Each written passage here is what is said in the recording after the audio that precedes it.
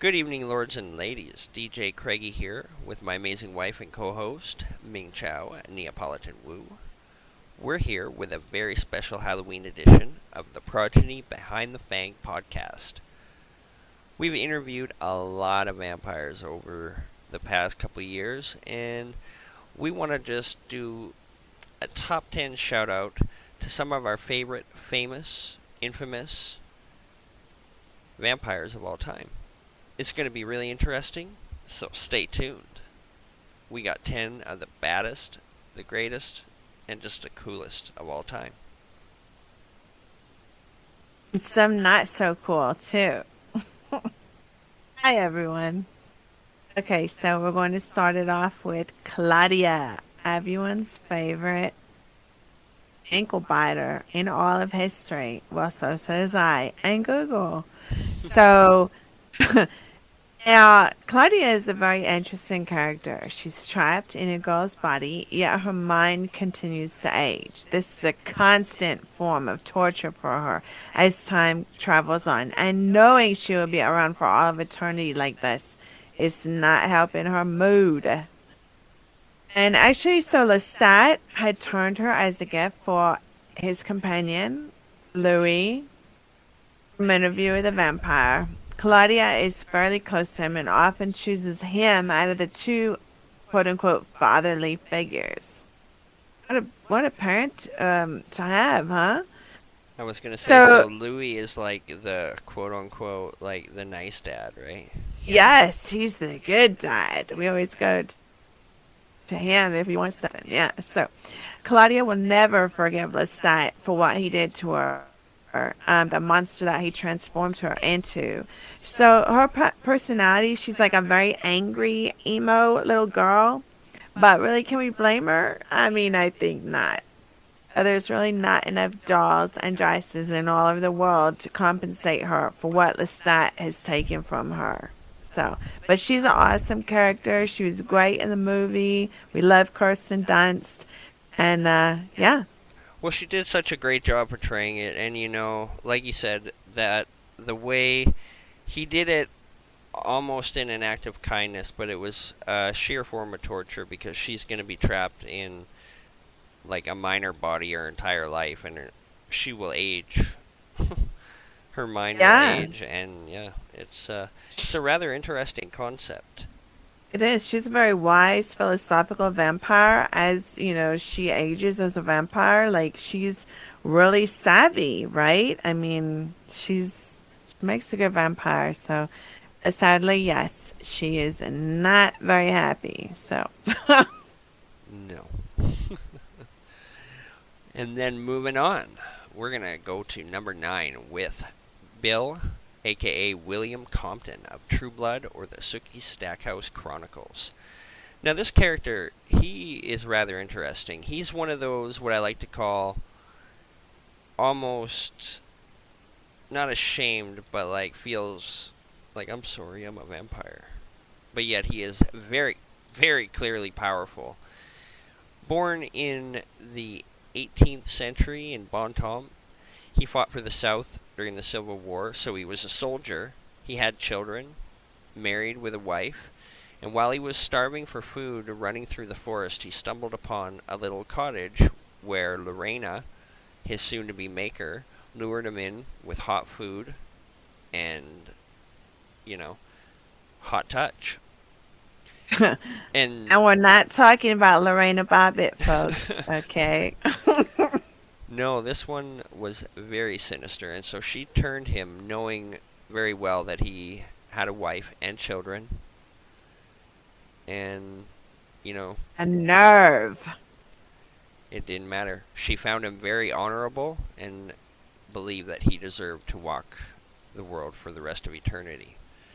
And over time, their relationship very much went sour, and he moved back to his hometown and fell in love with a little bartender named Sookie, who happens to be a fairy. So, on top of that, he gets to drink the one and only vial of Lilith's blood. So, regardless of what you think about Bill Compton, his story is truly like amazing. Colorful. It's very colorful. He becomes the chosen one. It sure is, and some ladies like they. Oh, he just cheated on Suki. He actually, a lot of people forget he did that to save her life. You weren't supposed to say I said that, Craig. Well, I didn't say you. Oh, they're all gonna know. Oh, but I didn't like. He was one of my favorite characters until he did that. Cursed him. And throughout the series of True Blood and the books as well, he has a lot of adventures with his. I almost want to say sidekick, but I'm not gonna say sidekick. Eric Northman, hell yeah.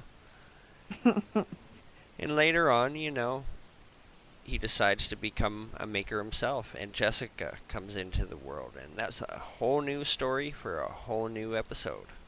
So moving on. I love her. She's feisty. Yeah, it's that red hair they say, right? Yeah. What my favorite part though, I swear, when Jessica grabs Steve Newland and is like, Jason is mine. Oh, just that whole scene was just masterfully done and hilarious. Yeah, I thought your favorite scene was the one where Bella's getting burned in the sunlight in the graveyard. Well, I don't know why I found that so funny. Maybe I'm just a weirdo, but it was so funny, like, when Suki's grandmother gets murdered in the first season, I believe it was, and Bill can sense Suki's fear, he comes out of the ground into the sun, and the way he's like, Suki! uh, I just I always love can't. the way you say that. It just cracks me up. It's kind of a tragic part and really powerful, but I don't know why it makes me laugh. Maybe. He's a great character, though. So tell us how he gets the true death, Craig. Well, I thought he would have survived the story. The whole story would be like come out at the end and maybe walk into the sun, but he actually contracted a virus, Hep V, which vampires were very susceptible to and would very much meet the true death if not treated. Instead of taking Hmm. treatment, he asked Suki to stake him in his Civil War grave. It was Mm. it was rather shocking. Bill, like, he seemed very lustful for power and becoming powerful, and just decided enough was enough. Yeah, I mean, to go from being the chosen one to wanting to die. Wow, what the hell's wrong with that guy? He's a very odd character. Very well Yeah, played, just very well misunderstood, I guess. yeah. Aren't we all? Speaking of misunderstood, wait till you hear our next one. Oh, yeah. So, Louis from Interview with the Vampire. And most of all, I longed for death. So, he was born in France on October 4th of 1766. His family lived on their plantation in New Orleans after immigrating when he was a young chap. So his brother dies, and Louis holds himself responsible, which in turn makes him a very self destructive, jaded, cynical fellow in his young adulthood. He wishes to die, however, he lacks the courage to do it. So he travels around, causing a lot of chaos, hoping someone might off him. Who writes this stuff? During an incident at a tavern, he catches the eye of everyone's favorite bad guy, Lestat. Dun, dun, Lestat dun, makes all of dun. his Lestat makes all of his wishes come true, but death comes with a heavy price. He turns Louis into a bloodsucker at the ripe age of 25, and for nearly 70 years, these two are stuck together, like glued together as companions. Time does fly, and then we already talked about little Claudia, who's a gift for him from a site. So yeah, It's funny yeah, how you said all that. I right. totally had a mental picture of the movie Hocus Pocus when time sure flies. when you're dead. Yes. Yeah, exactly. Exactly. Time stops for nobody, folks, not even the immortal. Yeah, it's one of those things even the immortal can't defeat. Can't escape it. But that was a great movie, Interview with the Vampire, and It just yeah. goes to show you the internal pain can really, really change a person. Well, he was suffering. He thought that, his brother's death was all his fault. So, you can see it. It happens. Couldn't forgive himself, yeah. Nope, could not. I just love it when Lestat sits there and plays the piano. That's my favorite part. One of my favorite parts. Yeah, me too, when he looks at Claudia and he's like, you've been a very naughty girl. He's just a classic. He's very like elegant and demure, and he's just very classy. Yeah, Tom Love his Cruise nailed, wardrobe too. like, yeah, the way he dressed and just the way he said it. Like, it was just nailed. Yeah, Well done, was Tom Cruise.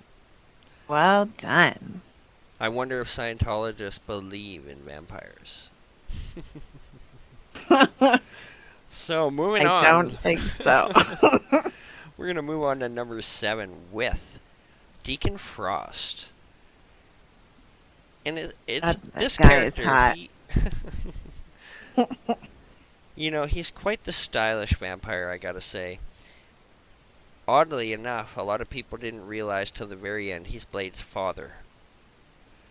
Wanting Now to... that was a twist. It really was, actually. I didn't even... I'm like, who's this guy? Looks like a raver vampire. Cool. But he turned out to be something very powerful. Taking on Hmm. full-blooded vampires while learning more knowledge of their own hierarchy and their own religion than they did, to summon the blood god, and the Magra. Oh It's my god. they didn't believe he could do it, and he very much did it. All he needed was blood of the Daywalker, his own son. It was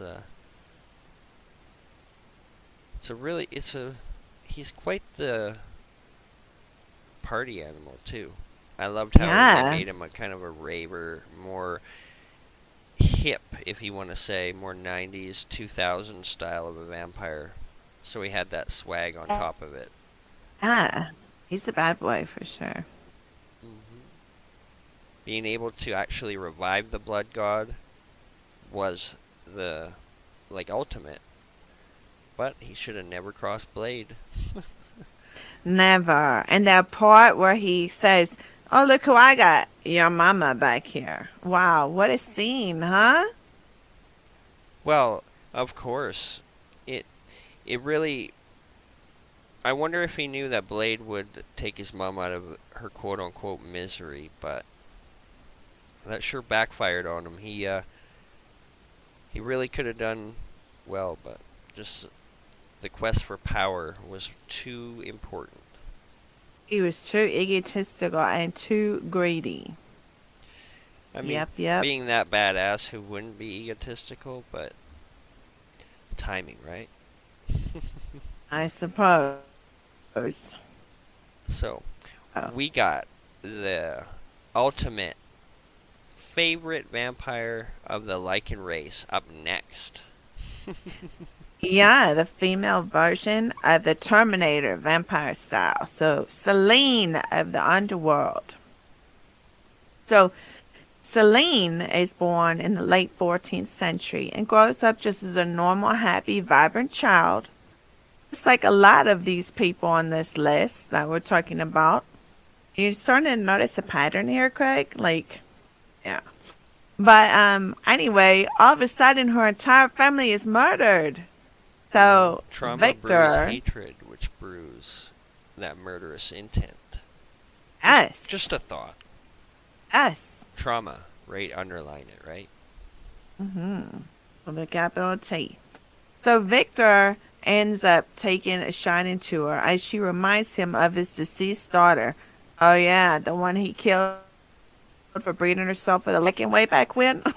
So Victor turns her with his own blood, adopting her, raising her as his own.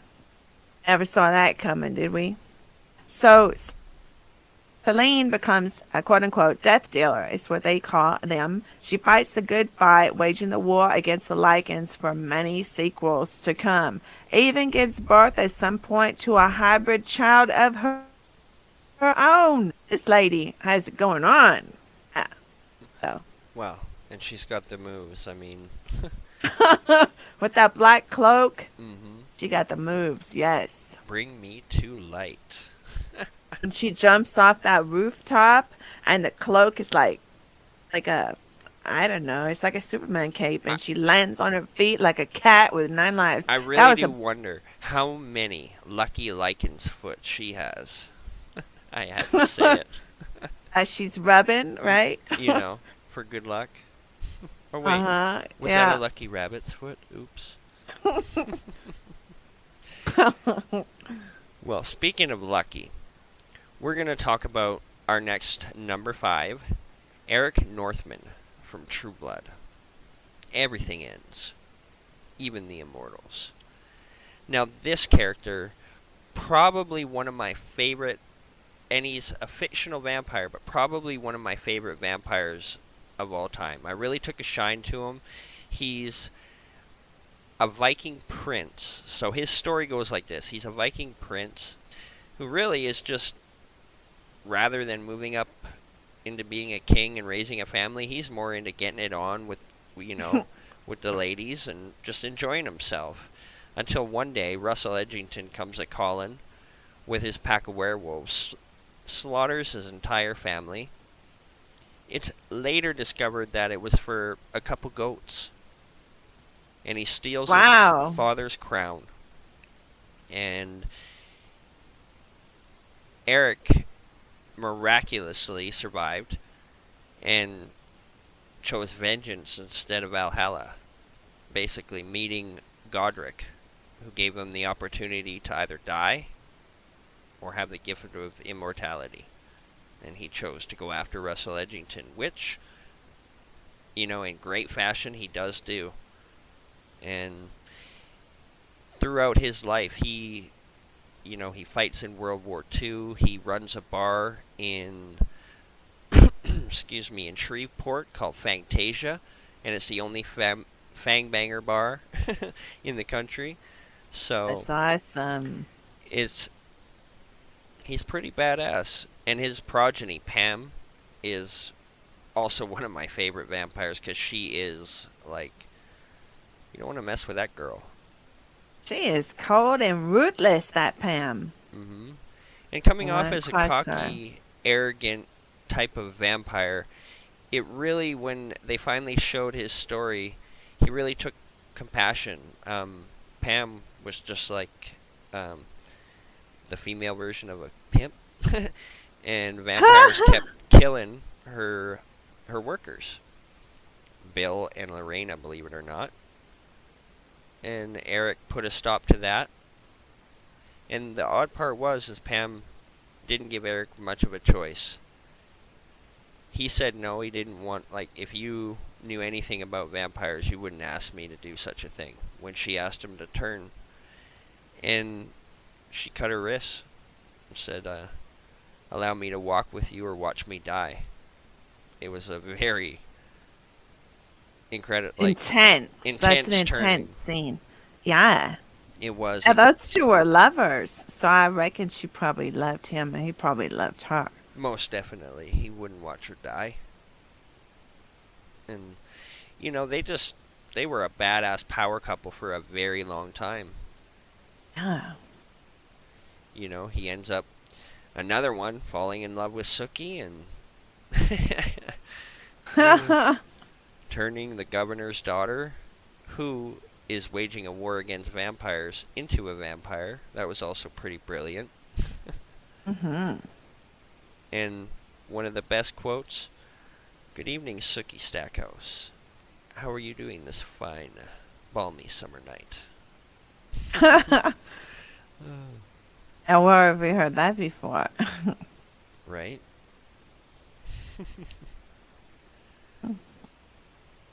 All right. So number 4, we couldn't have left this dude out. David of the Lost Boys. So you'll never grow old, Michael, and you'll never die, but you must feed. Good advice. So, not much is known about David's life before becoming a vampire. At some point, he was sired by Max and went on to create his own gang of subordinates. After tricking Michael, the hero of the story, into drinking blood and transforming him into a vampire, the gang goes on at David's command to have many face-offs, and the last one leaves him impaled by a pair of deer antlers. Go figure. So this guy reminds me a little bit of Deacon Frost, actually. They He kind of have a does. similar, yeah. They very much do. They very much have that swagger, and they very much, they're bad boys, right? And that's when you said his own gang of subordinates. That's what they were. A lot of them were the bad boys, the poor, Orphans, the the lonely, the quote unquote unwanted. lost. So that's why the Yes, Lost Boys, and yes, it's he was their leader. He was and played so well by Kiefer Sutherland. Like, uh, yeah. he made Did a mullets look great job. cool, right? Yeah, And yes. and or how were those maggots? I was gonna say that's the greatest scene right there, right? Oh, and that one where they're holding on to the railroad tracks, Hmm. and it's like Michael is sweating bullets. He cannot hold on any longer. That's like great scene as well. Oh, What a it great movie was. that is. And for such an old movie, like even to this day, I can still watch it, and I don't have like I love it the way they did that whole and rest in peace, little Corey Haim. Like, Oh yes, uh, yeah. you're a shit sucking vampire. You wait till mom finds out, buddy. Oh, oh, we're gonna have to bleep that out, Craig. Are we allowed to say that?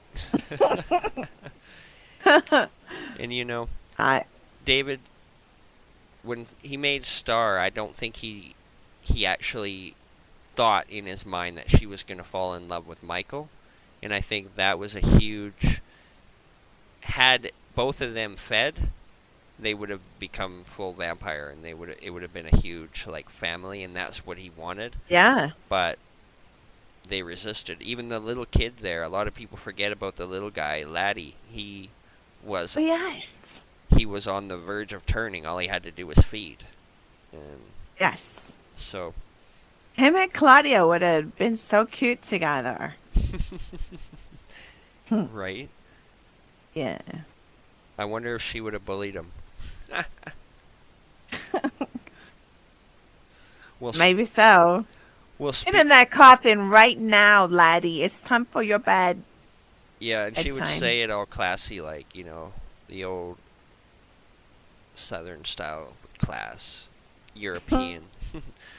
So speaking of class, the one I'm sure you've all been waiting for, Lestat the Lion Court, from Interview with the Vampire Lestat, and many more tales, created by Anne Rice. This character, born in the 1970s in France to a wealthy family whose fortune squandered, was turned by a very powerful vampire named Magnus, against his will, mind you. Hence the quote, I'm going to give you the choice I never had. Yes. He lives a long and lonely life, living in the shadows, drinking bloods, until Louis catches his eye in a bar one night. Out of all people, Lestat decides to turn him. And a lot of people debate this, whether Louis and Lestat were a couple. I'm not about to say either one is true. However, it sure seemed like it, you I know. think they were. I think they loved one another. Be with someone for 70 years, you got to be in love, for real. Well, exactly. And Lestat, he was very charming. He was very Charismatic, charismatic. That was the word. He could play the piano. distinguished. He was Yes. just, he was evil. And I think in a way, he was kind of like not. Calculated. Yeah, calculated, but he's also greedy. When he turned Claudia, he didn't think of what that was gonna do to that little girl. All he was thinking, well, I'm gonna make us a family. I'm gonna give us a baby, and in the end, that baby killed him.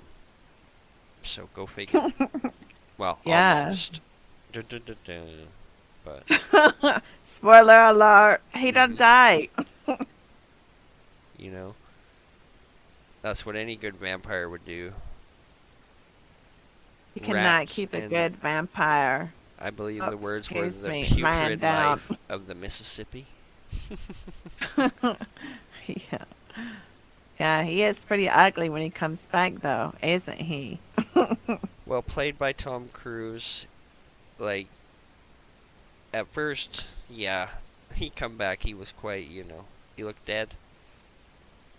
Because it was funny, too. I wonder how such an old vampire could get tricked into drinking dead blood.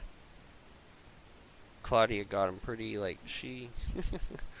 She was smart. She was a smart little cookie, that one. Yeah, she kept it warm, I believe, by the alcohol or something she had said. But yeah, it was Hmm. you would think, because in True Blood they said you could feel the heartbeat in the blood when the heart slows and whatnot. So it's up for debate on that one. Or maybe he just loved Claudia and trusted her so much. Hey, all right. When you grab a glass from your friend and you take a big gulp. Who knows? Exactly. Trust no one, though. Trust no one. All right, number 2, we had to give it to Count Orlok, Nosferatu, 1922. This is the greatest right here. Craig, what would you do if some man said this? Your wife has a lovely neck. I mean, this is classic right here. I love this. Your wife has a lovely neck. Yeah, Count Orlok said that. It's funny. So, I think an actual vampire, like a wolf that lives in the night, said that to me a long time ago, and I kind of, yeah, it's kind of funny. they better not have said that too. Get away from my husband's neck, you guys. Come on. Oh, No, the vampire said that you had a lovely neck. oh, So, me. Oh, you know yes. I that cover it. one, you know I that know. one wolf in the night. Oh, yes. That one. Well, you ran him off good, didn't you now, Craig? Oh yeah. Now, what's that saying? Only a vampire can love you forever. Yes, ma'am. Yes. And that's So, dedication. So, Count Orlok, you gotta. That nose is just iconic. Like, uh, he's got the schnoz of, like, the Wizard of Oz witch. well, what? I mean, he got that. That was like a plastic surgery gone wrong from Hollywood. What are you talking about? Wow, I feel like a dick now. Sorry, bro. Uh, the Nosferatu Count Orlok is a vampire from Transylvania, our favorite place. And he's known as the quote unquote bird of death. Lovely. Who feasts upon the blood of living humans. He is believed to have been created by Belial, the lieutenant demon of Satan. Ooh, I'm sure I didn't say that right, so please, Belial. everyone, send your hate mail to DJ Cookie. We already gave you his address in the last episode. So, Orlok lives alone in a castle, a cliche. So he was able to infest the city with rats that sleep in his coffins, and countless people fall victim to the plague, forcing a quarantine upon the townsfolk. So, in a comical twist, so says us. Craig's going to say, no, so it says you. You wrote this. In attempts to stop the plague in Count Orlok, a female heroine is introduced named Ellen, who learns that in theory he can only be vanquished if a woman pure of heart is willing to allow him to feed from her long enough to stop him from seeking shelter during sunrise. So Ellen coaxes Orlok to a room and lies in bed whilst he drinks from her neck. The sun rises and Orlok is burned away in a cloud of smoke. Ironically, she's able to stop him, but dies shortly after. So, this is a great story. I know it's a very old movie, but it's so classic. Like, you cannot beat this, right? I No. mean, And I mean, like, a lot of people will probably check it out now and they'll be like, wow, this is old. Yeah, it's from 1922. And it's yeah. still one of the most prolific vampire stories of all time. So make And sure then, you check it out, because when you see Count Orlog, you just know who that is. yeah, because after Craig just described his nose, you're not going to be able to miss him for real. But Nosferatu in general are very ugly vampires, right? Hmm. As the legend, the lore goes. Their skin So, is that super pale white, and they have that more ghoulish, like almost like a ghoul type of vampire, like a demon. yes, Yeah, it's a rather unique look that only that type of vampire has. So we yes. had to And give still, Nosferatu a shout out. we had to, and still look, Ellen was able to allow this dude, just like, it kind of reminds me of Beauty and the Beast, right? So, I wonder if she it was a said, trick, just to, like, her blood really didn't do anything. It just killed him, like the sunlight. I wonder. I mean, yeah, it's up for debate for real, because I guess nobody really knows. Well, so we're down to our number one. However, we got one honorable mention and one dishonorable mention for y'all. And some of y'all are going to love this. So we're going to start off with our dishonorable mention, and I can't wait. I'm going to say it. Edward Cullen from Twilight. Now, Oh, the potential to be such a great character was squandered here with one little handful of glitter. This guy, like, he had the girl, he was badass. he's got great hair. He had, He yeah, has great hair. like, He's like the James Dean of vampires, right? and I he was mean, sly, smooth, but he glowed like a fairy.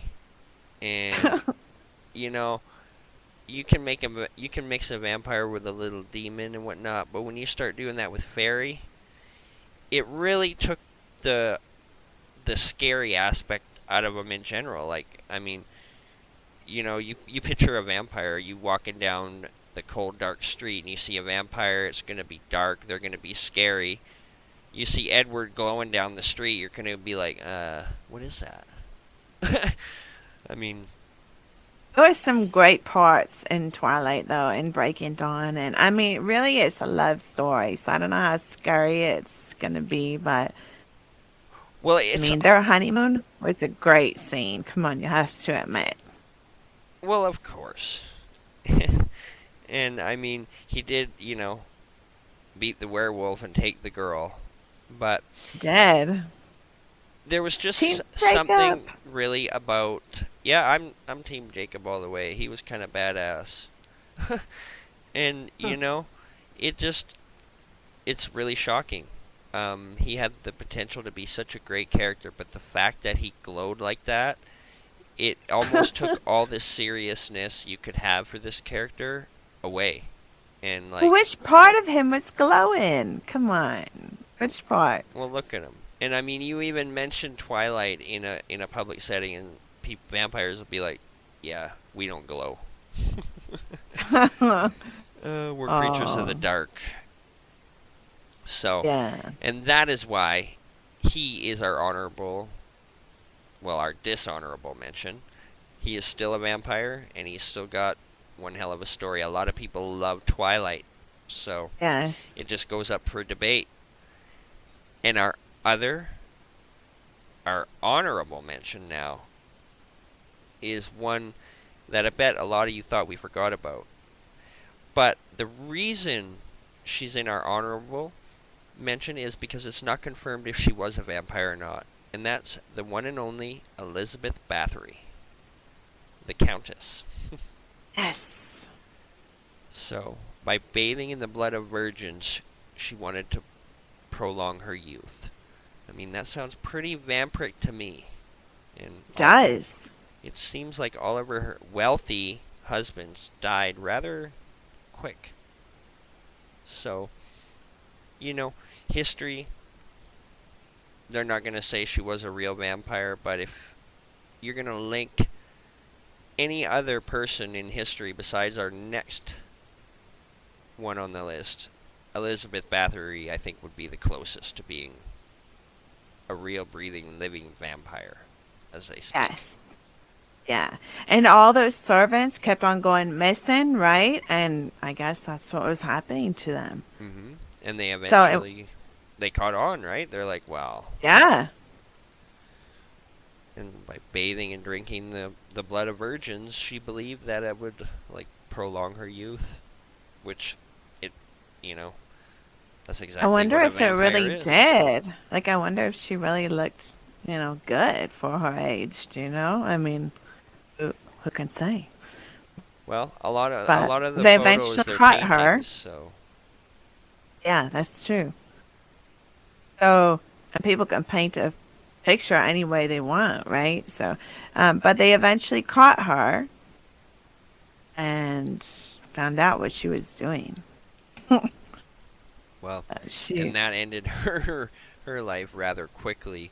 And like being a countess, it was very easy for her to come across new and hide slavery or slaves and different types of people that no one, they just disappear.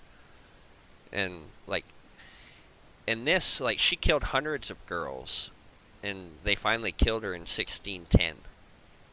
So you know and that's where we get the recipe, folks, for oil Valet. right. Thank you, Elizabeth Bathory. That's a good one. And what also is funny too is a lot of people don't know, like, when they did this in Hungary, I say they because four of her servants actually helped her. Oh, So wow. she did have accomplices as well. So it's up for debate whether if she was a Nosferatu or not, but Hmm. I can't think of anyone more suited for the role. Can you? No, I can't. Like the Hungarian noblewoman that turned vampire. Awesome. So, number one, Craig, who we got? Oh, the audience. What are you working with here? Well, they say that the luckiest man who walks the earth is the one that finds true love. I Everyone believe. should know. Who said it? The one, the only Count Dracula. One of the Yes. most famous, not only in Hollywood, but in vampire lore. One of the most famous vampires of all time. A lot of people believe that Dracula is molded after the character, not the character, I should say, Vlad the Impaler, which he used to take his enemies on like a wooden post, impale them in the back, and let them slowly sink down into their death in one of the most brutal, painful deaths you can think of, and leave them there to instill fear into his enemies. This guy was badass. Yikes. Ruthless. Oh yes, he was very, like, he was a war prince. Like, one of the best depictions of him, I think. A lot of people, they picture like in Bram Stoker's, and with the long cape and the white suit shirt. I picture him more as Drake or Dracula from Blade Trilogy. He was a warrior, and it just, from everywhere you look all throughout the years, when you think of vampire, the immediate face in your mind is Count Dracula. Yes. And that's up for debate, but I guarantee it to be true. I have dressed up as Dracula I probably did about 13, maybe 15, because I loved Halloween trick or treats, and maybe 13 of them were all Dracula.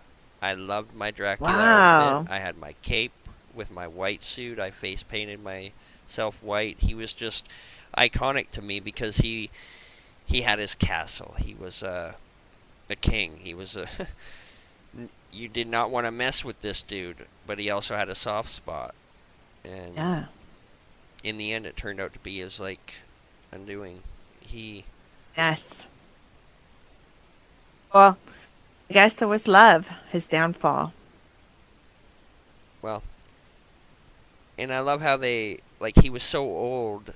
They they picture it in Bram Stoker's like he saw Mina as his wife, and Mm. it made the love even more intense, and it was just a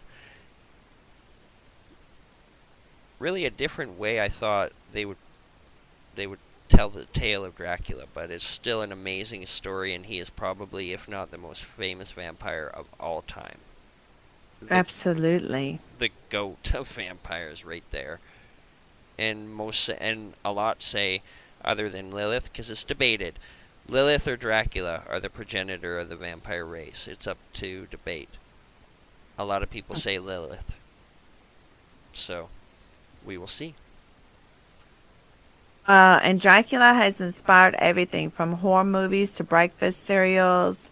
I mean, Count even I Chocula. think, yeah, I even think that the Count on Sesame Street was probably inspired by Dracula, right? So, I mean, yeah, he's the number one guy here today, folks. So, many different versions of Dracula. Welcome to my Um, castle. My name is Dracula. Say that to me later, Craig, okay? Uh, but he's just a great character in all of the different movies, and I think one of my favorite. I do like the Bram Stoker, but Dracula: The Untold Story. I think that movie is amazing. It's a very different take on it. You know. hmm So, Well, exactly. And there's a lot of different, like, I think Bram Stoker's was more, it was historic, but it was also more oddly a love story than anything else. And yes, it was. it was actually, I remember when I was young, I rented it because I loved vampires, and I had to, like, sneak it out of the movie store. Like, I pretended my mom rented it, right? And I'm just, like, sitting there, and I'm like, this movie sucks. Like, where's all the. I'm gonna throw some popcorn at you. You be quiet. No, no, no, hear me out. And then, like, being young, just, I wanted the blood, the gore, the action, right? But when I watched it again, with you, actually, it turned out to be one of my favorite vampire stories of all time. Yeah, It's a true love story, and it's tragic. it is. Not even death could stop those two from being together, for real. And the most horrible part, the ironic thing is that, she's like, take me away from all of this death. And then he goes to turn her, right? And then he begs to die. So, she kills him and then she just lives what, happily ever after? I mean, I don't like that part. Maybe, I don't know. it is sad, but maybe she freed him. Maybe that's what he truly did want. He wanted to be free. And he realized that that was not his wife. And only in death. What? Well, no, hear me out. And only in death would him and his wife be reincarnated. So maybe that's why he chose death. I thought that was his wife, but she just wasn't reincarnated. It's up I to guess that's up well, for debate what too. I was gonna say. Well, what do you think? Keanu Reeves was just John Wick in the background? No. Uh, Oh, come on. I, Dracula's a way better husband for her than that dude. Come on. Get out of here. well, of course, but you know, she was much like in the Mummy. She was a reincarnated version. She wasn't. It's like the Mummy said to her. She's like, "I'm a Noxinamoon reincarnated." He's like, only in body. Mm, Right, that's a right. very powerful statement right there. I suppose it is. So, Well, it was a great movie. All the versions of Dracula we love, and that's our number one. yep, the one man that started this all. And whether you believe it Yep. or not, has influenced your life and your look on vampires in one way or the other. Forever. For all of eternity. Yep. When you think of vampire, you can't help but think of that cape. Legend. Well, Well, Craig, you're my favorite vampire, so yeah, aw, and you're mine as well. thanks. All Well, right, ladies y'all. and So, gentlemen, this has been awesome. And I totally just interrupted her. oh, it's okay. I was just gonna say happy fall, y'all. Pretty soon we won't be able to say that. So, Nope. it's been fun. There's been lots of great progeny parties and events and art gallery openings. I mean, it's been an amazing month, and we want to thank you all for keeping up. We got a lot more great guests coming up. Hmm. Take it, Craig. We were also going to do the top 10 progeny vampires of all time, but that's a very controversial task. So, It's we, up for debate. well, it definitely is, but you know what? We just want to thank y'all because without y'all, this wouldn't be possible. And vampires are one of our favorite, people call it interest, pastime, Passions. obsession, passion, whatever you want to call it. We're into it. So, Mhm. and I just want to wish you all a very happy Halloween, and thank you all again for listening. Stay tuned. We got some great, juicy podcasts coming up, and a new year Happy is approaching, Halloween. and Yes. some new vampires are coming as well. It's going to be great.